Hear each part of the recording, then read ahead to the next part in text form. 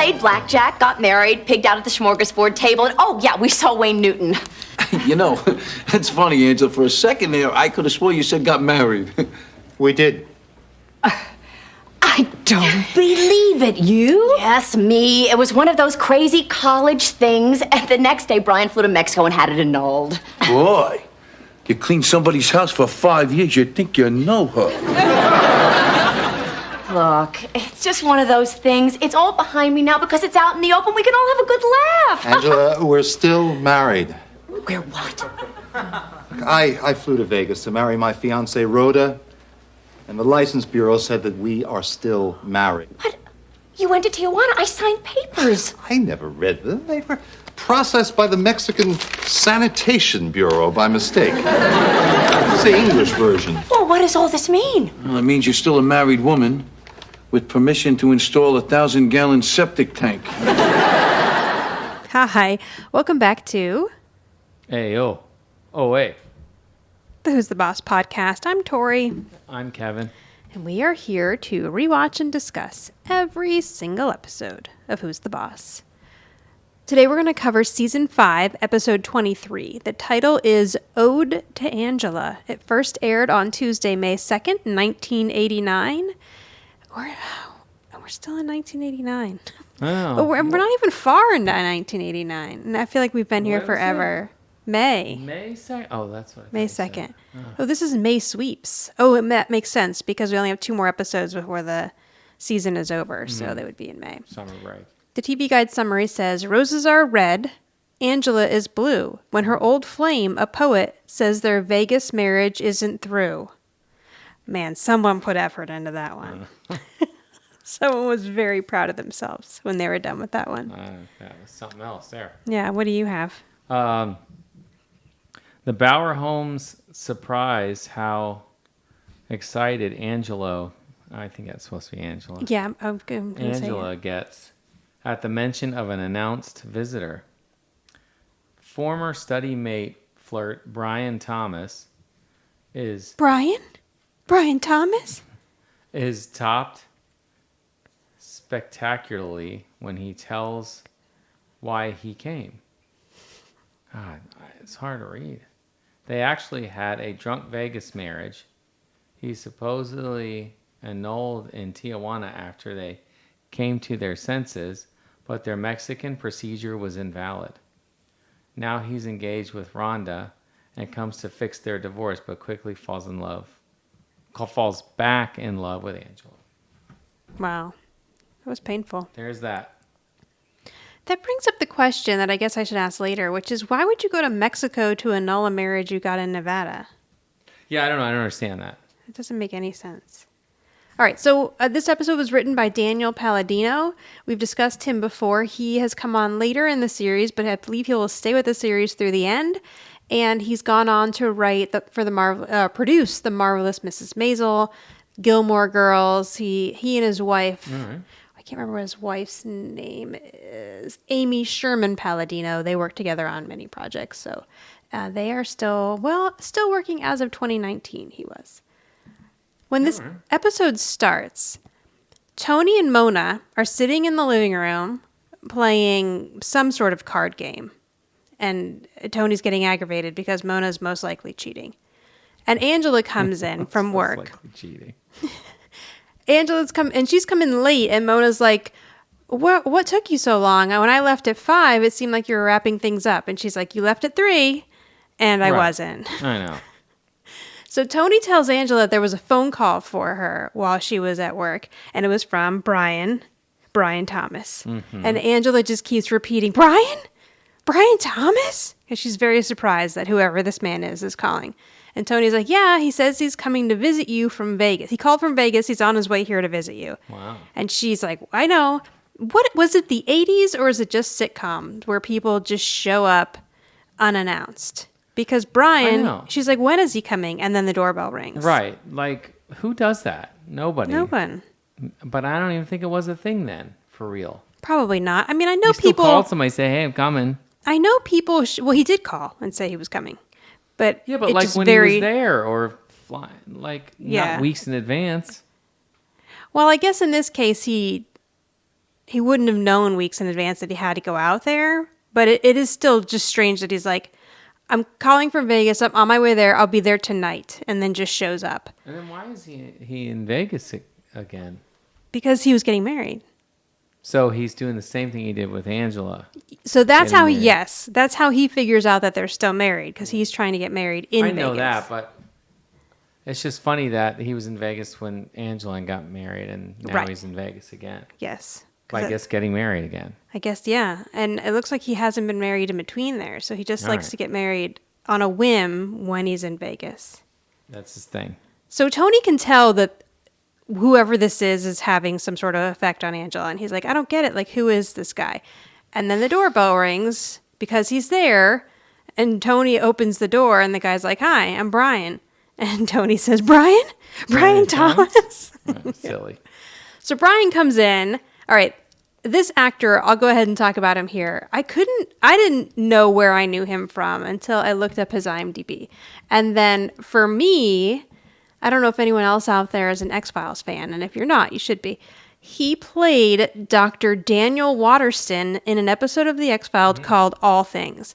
And the funny correlation there is that he kind of just shows up in this episode and is some man that Scully had like an affair with when she was in med school and almost married that we've never heard of before. So it's a very similar character that Brian Thomas is just showing up here. We've never heard of him before. And he was some big significant part of Angela's life who she had married. So yeah, and he still has the mustache in the episode of The X-Files. So he really, I don't know if he still has it today, but he really held on to that mustache for a long time. Yeah. Looks like the last thing he did was a few episodes of Deadwood in 2004. Oh, yeah, I see that. Oh, even his IMDb profile picture still has the mustache. All right, he likes it. That's the look for him. So Angela and this guy are very awkward around each other. You can tell that there is some tension there, like not bad tension, but awkward, like, flirty tension. And this guy's just a cheese ball right off the bat. He comes in, he's trying to be all suave with his words, and it works on Mona. He says something to her, and she's like, I want to have your children. Right. And Tony's annoyed because he's just like, who is this guy? What is he doing here? And why are all these women fawning all over him? And when Mona gets excited from whatever Brian is saying to her, Tony says the last time she heard a poem, it started with, there once was a man from Nantucket. Oh, again, that joke. Yeah, they've already used that joke on here. I think didn't we do an extensive deep dive we into did. what that I think we did. what that poem could have been, and it was horrible on all accounts. So Brian comes in, and Tony wants to get to the bottom as to why he's here. So Angela's like, okay, Brian's just somebody I knew in college, and one weekend we went to Vegas, and we, did this, and we did that, and we got married, and we did this, and we got that, and Tony's like, whoa, hang on a second. And so he's like, you got married? And she's like, yes, it was just like a crazy college thing, and then Brian went to Tijuana the next day, and he annulled it. But Brian's like, actually, we're still married.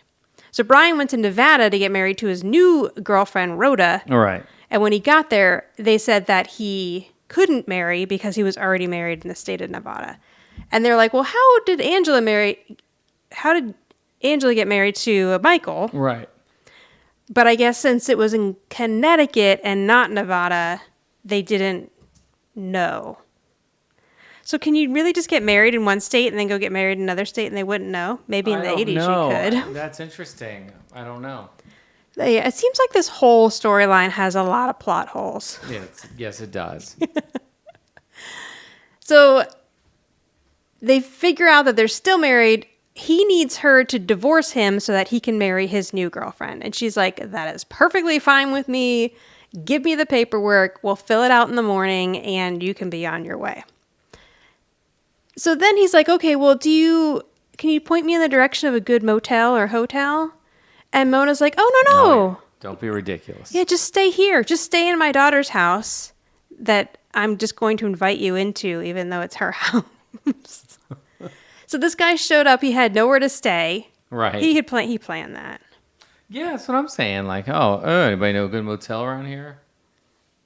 So later that night, I'm guessing it's later that night, he's on the phone with Rhoda, who is his new girlfriend or fiance. And Tony comes in because he's just he sees him on the phone. He's like, oh, I'm sorry, I don't want to interrupt you. And he's like, oh, no, it's fine. Come on in. So Tony sits down with this guy and he's like, listen, what was Angela like 20 years ago? Because he's just heard this story of Angela going out on a couple of dates with this guy or whatever, somehow ending up in Vegas and getting married. And that is not at all the Angela that he knows. So he's trying to figure out, like, how could somebody who's so reserved like that do something so wild and crazy? Yeah.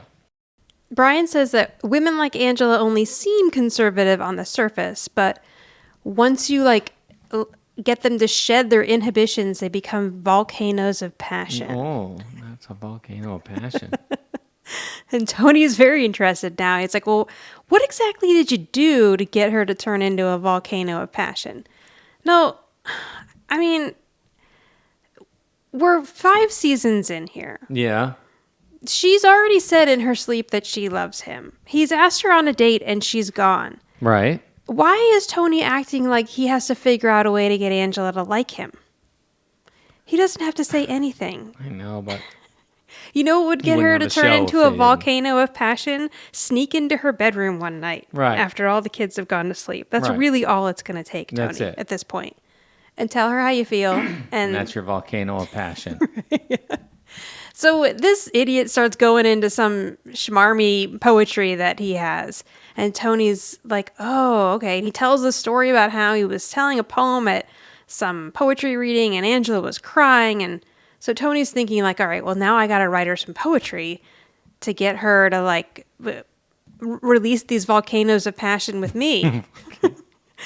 So Brian gets up and goes into the kitchen, and just then Angela comes running downstairs, and this is so funny.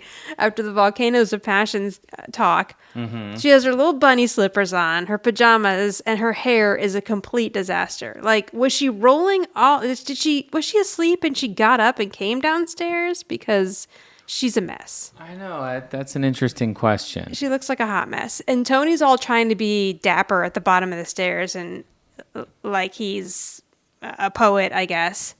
And she's just like, what's wrong with you? So then she sees Brian there, and she's a little embarrassed to be all disheveled in front of Brian. So she pulls her robe closed, and she's checking her hair. And he's like, oh, I was just up because I'm trying to get in touch with Rhoda. Well, while they're downstairs, Angela does a hair flip in front of him, and it catches Brian's eye. And he's like, oh, man, the way you just flipped your hair like that was very sensual. So I guess it's starting to bring back, all of these feelings from when he knew her the first time. So as a thank you to them for letting him stay there, he says he's going to take them out to dinner the next night, both Tony and Angela, Okay. to celebrate this divorce or whatever. I think the antenna one... No, maybe he does. Okay, maybe I did see that. Yeah. Well, you'll see the dinner because it's going to happen now. Well, that I did, but I don't remember him saying he wanted to take him to dinner. Yes, and I think Tony makes some joke about how he gets to go to her divorce dinner or something. So now we're at this dinner, and I have to mention Angela's hair here because it's a hairstyle that we haven't seen on her before. And I almost wonder, and it looks a little more 70s than 80s. So I almost wonder if they did this on purpose to make, Angela was trying to look more like how he remembered her. Oh, maybe. That's possible. Because this hairstyle is kind of a little out of left field from what we've seen on Angela recently. It's almost parted in the middle. Right, it is very different. Yeah, and it's got little waves in as if she was trying to replicate how she would have looked when he knew her the first time. All right, so they're at the airport. So I guess that's where Brian's taking them to dinner before he gets on the plane and goes back to Vegas. And Tony is just being obnoxious. He's making dumb jokes and just kind of annoying Angela. And I'm guessing it's just because he's nervous in this situation. I guess he's feeling a little uneasy as far as what Angela feels for Brian Thomas. Yeah. But he's not doing himself any favors here.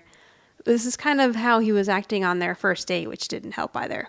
So she starts reminiscing and she's like, oh, this place reminds me of something. And then she realizes that it reminds her of the restaurant they were at while they were waiting to go to Vegas the first time. So the more and more she and Brian start reminiscing, the more stupid Tony gets, the more aggravated Angela gets. Yeah.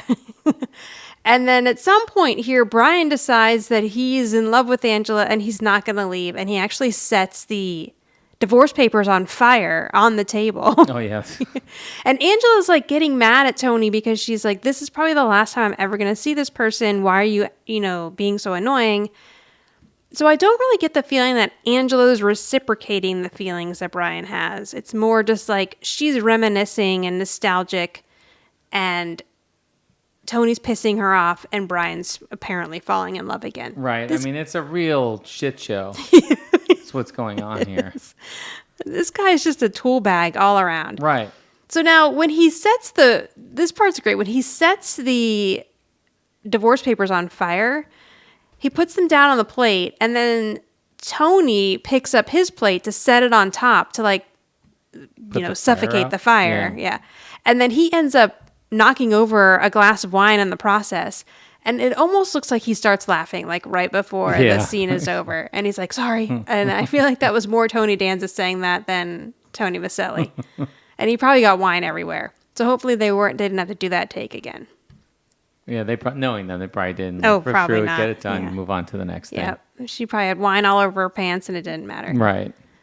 So now we're to the next day, and Brian's sending a bunch of gifts to the house, and they look like wedding gifts. It's very bizarre. He's sending appliances. I don't even understand what's happening. And chocolate. And Mona's like, oh, I love this son-in-law of mine because she's sniffing a giant heart thing of chocolates. And he's sending flowers. Why is he? Yeah, why is he sending appliances? I don't know, Just right? whatever That's he not can like some find? sort of cookware. I don't know. Doesn't make any sense. And then he's sending a bunch of roses, and he's written little poems attached to the roses. And even Sam's getting a little swoony over this guy with all of his poetry. Then poor Jonathan has nothing to do in this episode, but this part is really funny. He comes in and he's like, Mom, Dad's in California. Mm-hmm. Brian's your new husband, and Tony's like a dad. So I don't know who to call who. And it is nice that he says that he's like a dad. Yes, that is very sweet. I get annoyed. This is just like a dumb OCD thing, but it's annoying that he says dad twice. They should have written father as one of them, or Tony's like a father or something. All right, well. I don't know why that bothers me. Sorry. And Jonathan's hair is fantastic. It looks like the whole side of his head is a little wall that goes straight up, and then it swooshes over to the side. I think I remember that haircut. Oh, I do. I totally remember boys having that. I remember it. Yeah, that would have been more boys my age than your age. And Angela's like, let's not worry about this right now. We're going to straighten this all out. Don't worry. And he says, this is something that could really harm a child's psyche. And then I think that's the last time we see him in this episode. Yeah, he's got to go somewhere else. Go play. Right. Yeah, he's off. Hang out in Mona's place. So Tony is super annoyed that this guy is now sending a bunch of gifts to the house, and that seems to be insane because he was about to get married to some other woman, and now he wants to marry Angela. And then the doorbell rings, and then Brian's there. Oh wait, did they say something about a crock pot? Hang on here. Yeah, Tony asks her if she's holding out for a crock pot. Why is he sending appliances? Kitchen wedding appliances. gifts, or maybe he likes this stuff and he figures he's going to move in. So that's a good he wants point. all his favorite appliances there. So then Brian comes in and he's like, and Angela is being very protective of him. She's not giving any impression that she wants to get back together with this guy, but more like we need to be gentle with him because he's a poet and he's very sensitive. And Tony's like, I'm not having any of this. Yeah. I got no patience for this. Right. So Brian comes in and he's like, I know that I was really rash last night, but I'm thinking more clearly today, and I just have to tell you that I'm completely in love with you and I want to get married to you. And he's still just as crazy as he was yesterday. Yeah, hasn't changed. Like you said it. And Angela's trying to tell him, listen, we have a sweet history together, and I understand. Oh, the other cute thing is that he wants to speak to Angela in private, but Tony won't leave, and then Samantha won't leave. That's really cute. Right. Tony's like, I'm waiting for a phone call. And he says, Bri. And Sam goes, yeah, me too, Bri. Yeah. But Mona just admits that she just wants to hear what's going to happen. Mona's never help in these situations. No, of course not. She's the worst. So Angela's trying to let him down easy and say that, you need to go back to your wife or the woman that you were going to marry. And we had a nice history together, but you don't love me. Like, you haven't seen me in how? No. He hasn't seen her in what, 20 years? But yet he just popped into town. Right. So he's like, nope, Rhoda's great, but I love my wife. And then he leaves. And Tony's getting really jealous here, which is the only kind of cute thing about most of this episode, even though he's being super annoying. Yeah. And But he's getting, he's very protective. And he is. He's protective, jealous. and he's hoping, I think he's like worried that she will want to get back be together with- with him at right. some point. So he leaves, and Tony and Angela are like, what are we going to do? And Tony's like, you won't let me beat him up. So then... Like, why is beating him up an option? Because beating him up is always an option for Tony. That's usually option 2 on his list of how to deal with people. He won't let me beat him up. So then he brings up Rhoda, and they're like, oh, okay, hang on. Maybe that's where we need to go for a solution here. So we're like a day or so later, maybe the next day, who knows, and Mona's sitting on the couch with her shoes up on the couch again, eating more chocolate, and the doorbell rings, and she just yells for Angela to get the door. Useless. Yeah, so she's eating all of Angela's gifts, and she's not at all helpful. So at the door is Rhoda. So they must have told Rhoda, please come to Connecticut and get your crazy-ass boyfriend out of my house. In so many words. So she shows up, and I knew that this lady looked familiar right off the bat, but I wasn't sure where. And then when I looked her up, she was in the TV show Ed. And I know you and I watched that. Oh, yeah. That had, what was his name? Ed, Hang on. Tom Cavanaugh. And she played Ed's friend's wife, and I absolutely remember her from And that. I remember the guy, too, the wife, Yes. the husband. Yeah. I wonder what he's gone on to. Okay. Now's not the time to look, No, but it's not. And Josh she's in an Randall. episode of Seinfeld, which is where I recognized her. Yes, of course. You did recognize her from that, too. Yeah. So, yeah, as soon as I saw her face, I was like, I know she looks familiar to me. So both of the guest stars in this episode she was in a lot of Ed, but I would say after that she hasn't really done much. She's done some character work since then, but both of them went on to have pretty successful careers after this. So Rhoda shows up, and Rhoda's just as obnoxious as the guy. Like, I'm sorry, but if I was about to marry someone and they went to go get their marriage annulled and then fell back in Right. love with that person, I'm leaving now. Right, I'd be so out of there. Yes. What are we doing? And she's just like, he's just such a romantic, sensitive soul. And then she's talking about some poem that he gave her on the night that they met. And it's the same poem that he gave Angela. Yeah, right. He's this is- exposed. Yes, this is just this guy's line. And he probably just is way into romance and not so much into commitment. Yeah, that makes a lot more sense. So somehow they convince this girl to try to get him back. So Brian shows up, and at first he's holding strong to the fact that he's going to stay with Angela until Rhoda flips her hair. And then they start reminiscing about how they met, and Tony and Angela are getting in on it, trying to get him to remember how he proposed to her and like what their relationship was like to get him out. And it works. And so he falls back in love with Rhoda, and he's going to go back to Vegas now. What a mess this guy is. Jeez, he doesn't know what he wants. How long do you think this marriage lasted? I don't know, not long. No, a couple weeks. months. Oh, no. So now Brian and Rhoda leave, and Tony's like, yes, they're gone. But Angela looks a little wistful, like she doesn't seem as happy as Tony. So he says, what is going on? Because you seem as though you actually do have feelings for this guy. But Angela explains that it's not that she has feelings for him, but that it was a special time in her life, and she has these warm thoughts around it, and she built him up in her head to be this wonderful romantic man, when really she realizes now that he's just kind of an idiot. Yeah, some slime ball reading the same poem to all the women. And so now she just has to say goodbye to not only Brian, but to the idea she had in her head of Brian. And she's like, I just don't know that I'm ever going to have that kind of romance again. Yeah, so I guess it was nice for her to reminisce. Right. But guess who decides he's going to pull out his own poem just then? And it is called Ode to Angela. I might have to read this word by word here. In common things, I'm reminded of her. The sun, the moon, the stars. Yes, sir. And yes, in the garden of all nature, and in the garden of nature, in the garden all of nature sings to her, the birds, the bees, the sycamore trees, and the snails. Oh, those snails. Oh, those snails. They leave their glistening trails. Oh, God. Beetles, bedbugs, cockroaches. And then he gets about that far, and Angela's like, you know what? Maybe I'm good with poetry for right now, but thank you. But she's really touched by the amount of effort that he put into it. Yeah, he did put a lot of effort into it. And he says, did you like it? And she says, I loved it. And then she gives him a little kiss on the cheek.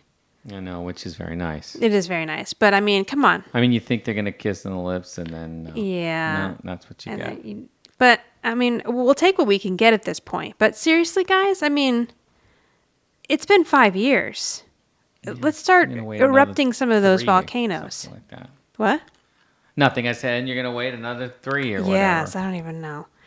So she leaves, and he's feeling all good about himself, and then he actually thinks he's figured out the end of the poem.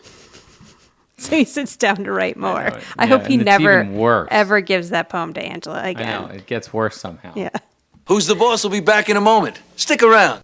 In the tag, it's later that evening, and Tony and Angela are in the kitchen, and he's pouring them some glasses of water. It's because it's been a very tough day.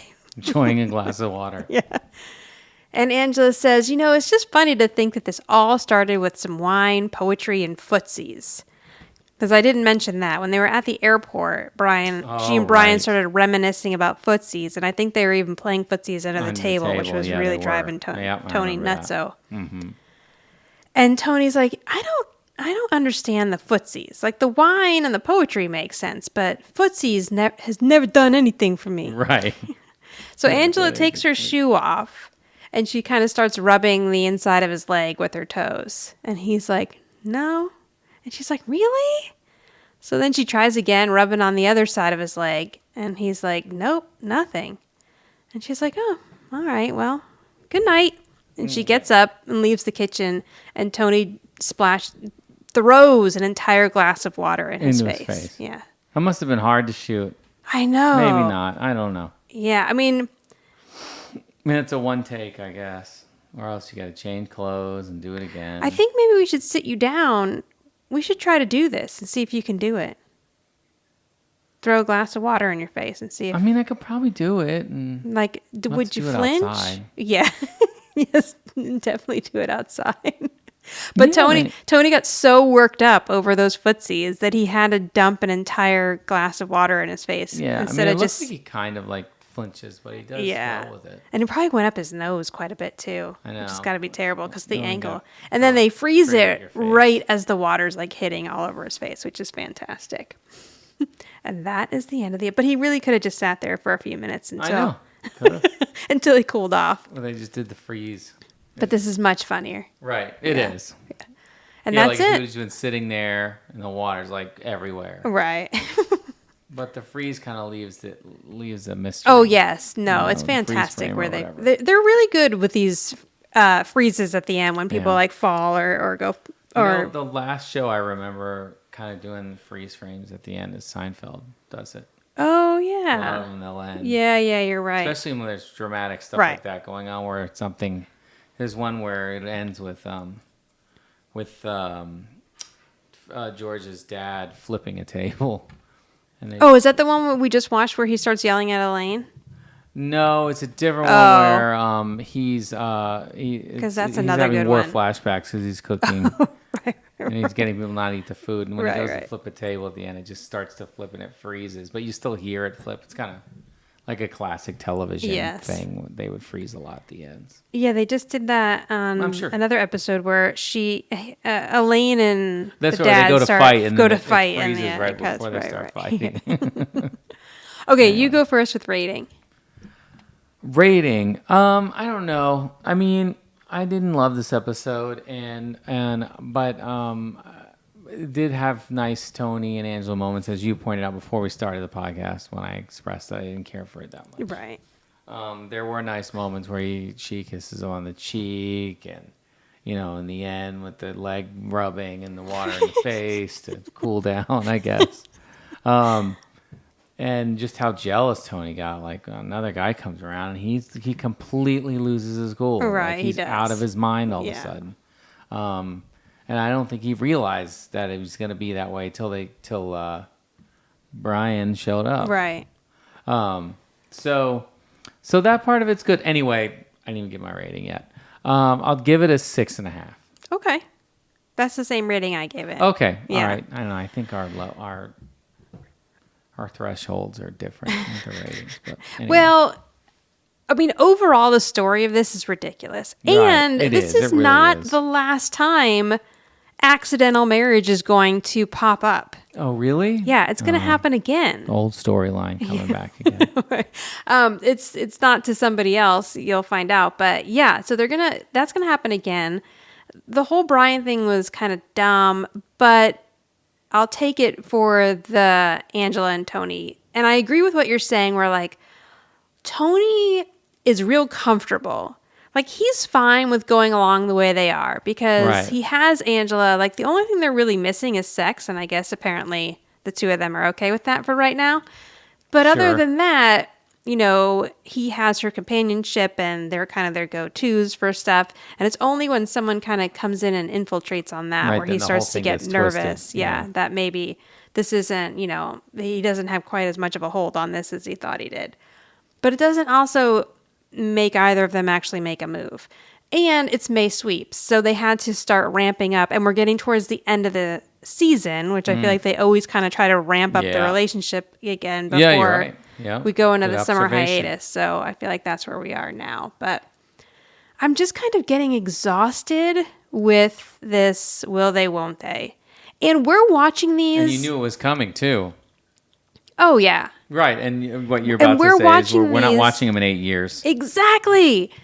If I was watching I'm this watching them in 1 really year now. for 8 years, I would have completely given, not cared by the end. And No, but you kind of did do that. You did watch it, didn't you? I did, and I kind of didn't care by the end, honestly. It was I really... know I stopped watching. Which sucks because, they had such great chemistry. And let's see. I mean, I'm probably still going to enjoy it. And I do remember when they finally got together. But even after they get together, things are kind of a hot mess. But anyway. Yeah. So, yes. I only gave it a 6.5 because of the cute Tony and Angela moments. But Yeah, they the were good actual storyline with stupid Brian Thomas is really annoying. Who's the boss around here? Me? Or my mother? Or maybe it's you? I'm going to go with Angela as the boss All right. because she kind of was the only one that kept her head about this. Like Tony was in jealous mode, Brian was all in love, and Angela stayed pretty steady. Like she never really got taken with Brian. Like she reminisced with him and Right. had nostalgic feelings towards him, but she stayed steady with, this is ridiculous, we're not getting back together. And then Tony and Angela kind of worked together to decide that Rhoda was coming. And then they got him out of the house. Right. So Tony had a part in it, but I feel like he was too manic to really be able to take Yeah, the and he title had no of boss. control of the situation. I'm gonna go with the same Yeah. rating. Yeah. Same rating? I mean, not same rating. I'm sorry. Same boss.